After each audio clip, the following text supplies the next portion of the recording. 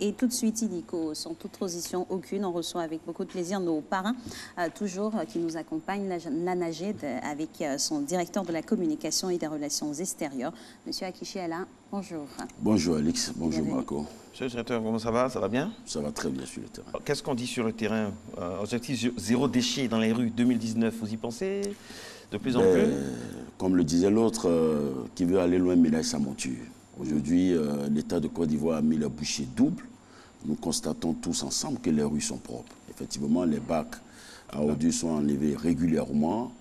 Il y a de moins en moins de dépôts sauvages, comme on le dit. Et puis, les Ivoiriens commencent à s'habituer à la culture de la propriété. Puis les marchés aussi, des fois, tardent à être nettoyés, mais bon. Ben, écoutez, c'est pourquoi nous laissons les numéros du centre d'appel. Nous sommes ouverts aux critiques. Nous disons que c'est un processus qui vient de démarrer. Nous avons eu les indépendances il y a très longtemps. Ça fait seulement que 3 mois que la Côte d'Ivoire est dans cette nouvelle politique, cette nouvelle dynamique de gestion des déchets. Donc, souvent aussi, il faut être un peu indulgent. Les choses vont se mettre en place progressivement. Alors, depuis le lancement des opérations de propreté avec nos nouveaux opérateurs, quel est le constat que vous faites sur le terrain? Ben, le constat, il est bon, il est bien. Nous constatons aujourd'hui des quartiers qui sont réputés être des quartiers un peu difficiles, tels qu'à Bobo, Koumassi et autres, qui commencent à présenter un visage vraiment... Glamour? Oui, glamour, si on peut le dire.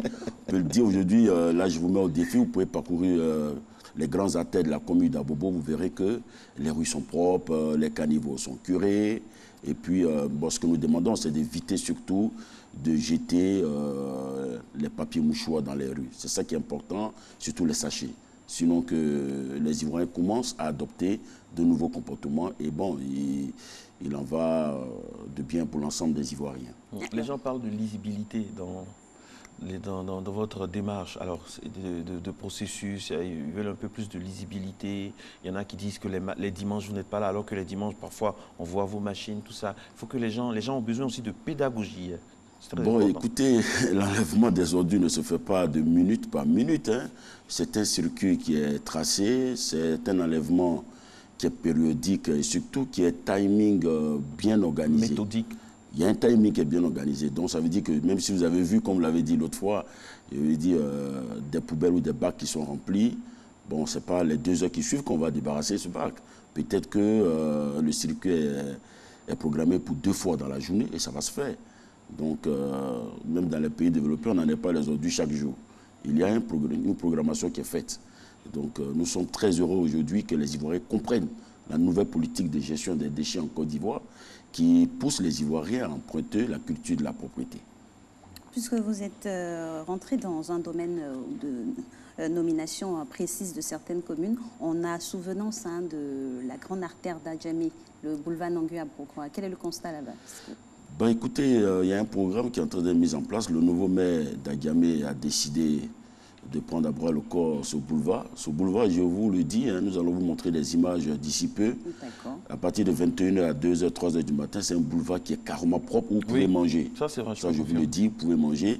Mais vous comprenez avec moi, autour de 6h du matin, lorsque les rues sont bondées avec les marchands, surtout l'occupation du trottoir, il est quasiment impossible à nos opérateurs de rentrer dans ce marché pour débarrasser les ordures. Il faut forcément attendre que le marché commence à se vider dès le soir. Et donc, c'est au bas mot 300 personnes qui y travaillent les nuits. Donc, c'est un boulevard qui est propre chaque jour, mais effectivement, c'est un marché populaire. C'est même le plus grand marché populaire de l'agglomération abidjanaise.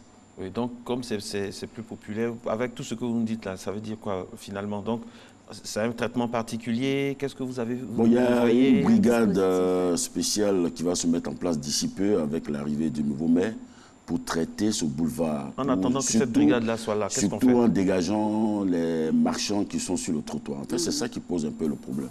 C'est un boulevard, pour nous autres, nous avons apprêté ce boulevard avant, on pouvait circuler dans la journée. Mais aujourd'hui, c'est quasiment impossible parce que les vendeurs ambulants prennent d'assaut, voilà, très tôt le matin, ce boulevard. Mais une réflexion est en cours pour débarrasser ce boulevard des ordures. Et petit point sur les autres villes de l'intérieur du pays où le déploiement a été effectif, comment ça se comporte? Bon, le déploiement des nouveaux opérateurs avec la nouvelle politique, c'est surtout le départ, c'est Abidjan, la capitale. Abidjan, la capitale qui va être déclinée sur l'ensemble du pays. Mais nous voudrons indiquer que nous avons nos correspondants Nous avons nos correspondants qui sont à San Pedro, Aussi, oui. à Yamsokro, à Korogo, à Gagnoa, qui travaillent d'arrache-pied pour impulser aussi cette culture de la propriété. D'ici peu, notre structure vient d'être créée fraîchement, c'est le guichet unique de gestion des déchets en Côte d'Ivoire.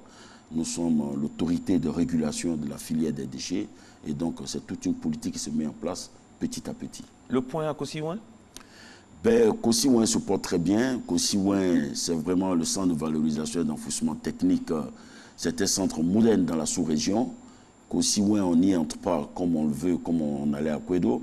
Kosiouin, il n'y a pas de fouineur. Kosiouin, c'est vraiment, je veux dire, c'est le haut de gamme en matière de gestion des déchets depuis les indépendances. Et donc, c'est à l'actif du gouvernement de remercier son Excellence le Président de la République, le Premier ministre, Madame le ministre de l'Assainissement et de la Salubrité, surtout pour avoir pensé à donner aux Ivoiriens, sur la route de l'émergence, ce nouveau centre de valorisation et d'enfouissement technique des déchets en Côte d'Ivoire. Et vous donnez envie d'en savoir davantage qu'Kosiouin, c'est d'autres activités annexes qui vont se développer, notamment? Ben, Kosiouin, c'est aussi le tri des déchets. Kosiouin, on parle de recyclage. Kosiouin, on parle de la gestion surtout de réutilisation du lixivia. Et donc, Kosiouin, c'est vraiment la protection de l'environnement. Protection de l'environnement. Oui. Les hommes, vous avez réussi vraiment le pari de bâtir sur l'existant, c'est-à-dire reprendre pratiquement les personnes qui étaient dans le domaine déjà, et même reformater, hein, si on peut s'exprimer ainsi, les personnes qui étaient dans le giron avant. Ouais. Oui, ben écoutez, je vous le dis chaque fois que le secteur des déchets est un secteur pourvoyeur d'emploi. C'est un secteur pourvoyeur d'emploi. Il n'y a pas plus tard qu'avant-hier, Madame le ministre a visité un opérateur qui, à partir des sachets, a pu faire des briques pour une maison. Donc ça veut dire qu'il y a énormément à gagner dans ce secteur. Personne n'est laissé pour compte. Les précolateurs sont pris en compte. Tous ceux qui y travaillaient sont pris en compte. Il y a seulement que nous demandons à toutes ces personnes un peu de patience pour que tout le processus puisse se mettre en place. Ah, justement, vous avez ouvert une petite brèche qui intéresse, notamment par rapport aux fouilleurs-piqueurs. Il y a certains qui récupéraient, hein, qui faisaient de la récup avec des déchets pour en transformer en divers articles réutilisables. Comment ça se passe, puisque tout est regroupé maintenant à Kosiouin?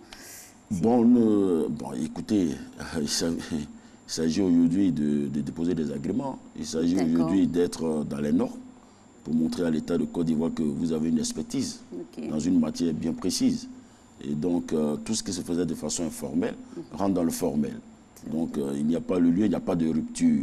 Déjà que certaines personnes s'y adonnaient, mais de façon informelle. Aujourd'hui, c'est le lieu de se présenter avec tout ce qu'il faut comme document pour qu'on puisse leur permettre de pratiquer correctement leur activité de recyclage. En tout cas, c'est très bon à savoir. Un bilan à mi-parcours, hein, pour cette semaine, par exemple. On va laisser pour cette semaine, qu'est-ce qu'il y a eu comme particularité? Quel est l'endroit qui vous a vraiment fatigué? Qu'est-ce qui vous est revenu de façon récurrente? Bon, cette semaine, nous sommes en train de mettre l'accent sur le boulevard Alassane Ouattara, c'est-à-dire que le boulevard qui part jusqu'à Bobo au rond-point, tout le long, là, en partant par l'université Nagui Aboboa. Nous sommes en train de réfléchir. Hier, nous étions avec les leaders d'opinion à la mairie d'Abobo. Et le maire d'Abobo, le nouveau maire, est en train de tout mettre en œuvre pour dégager les abords de cette voie. Surtout pour que cette voie-là soit vraiment une voie de référence. Surtout que la voie porte le nom de son Excellence, président de la République.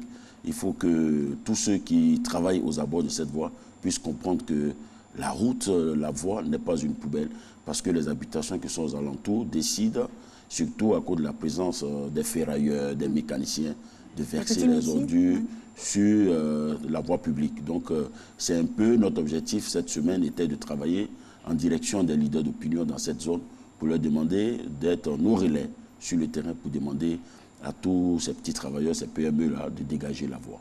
Parlons de relais et ramifications, encore les précollecteurs dans les quartiers où il y a certains quartiers qui sont très reculés. Le dispositif pour débarrasser les populations des ordures. Je le dis, je le répète, les opérations qui sont menées par les deux nouveaux opérateurs d'enlèvement des ordures sont entièrement gratuites. Donc nous disons que rien n'est payant pour l'enlèvement des ordures mené par Ecoti SA et par Eco-Ebuni. Cependant, il y a encore des secteurs qui sont très reculés, où souvent c'est un peu difficile d'accès. Voilà, donc il y a les précollecteurs qui insistent un peu, mais bon, nos opérateurs sont en train de prendre des mesures idoines pour pouvoir avoir accès à ces localités.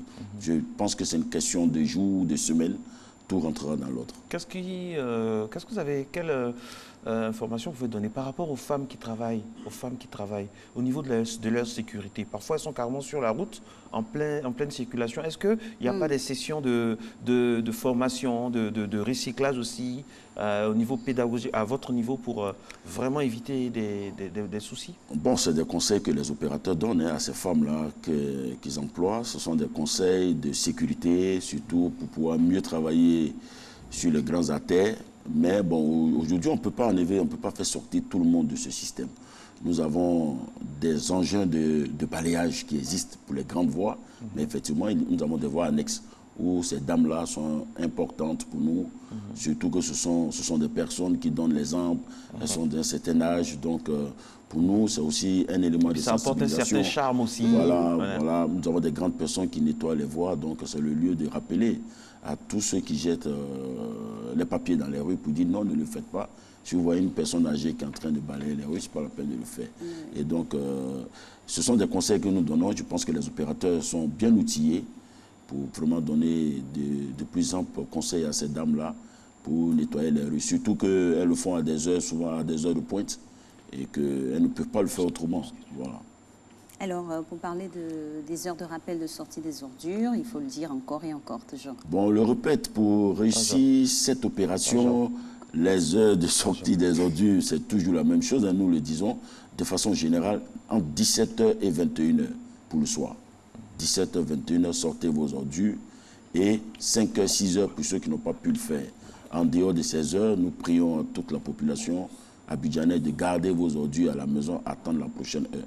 Et surtout, nous demandons aux gens de laver les poubelles, d'avoir des poubelles avec des couvercles.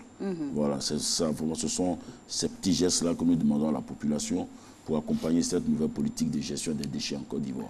Merci beaucoup. En venant, en partant, vraiment, on est de tout cœur avec vous et on espère que, franchement, chaque fois qu'il y a un souci, dites-nous, nous on va appuyer, on va faire en sorte que cela soit ventilé parce que l'information est primordiale. Et merci à l'ANAGED qui nous a fait confiance. On attend impatiemment la directrice sur ce plateau parce que pour faire un peu le bilan de ce passage de l'année passée à cette année. Merci par avance. Et puis aussi, on salue le conseiller Nadro et toute la vaillante et dynamique équipe de l'ANAGED.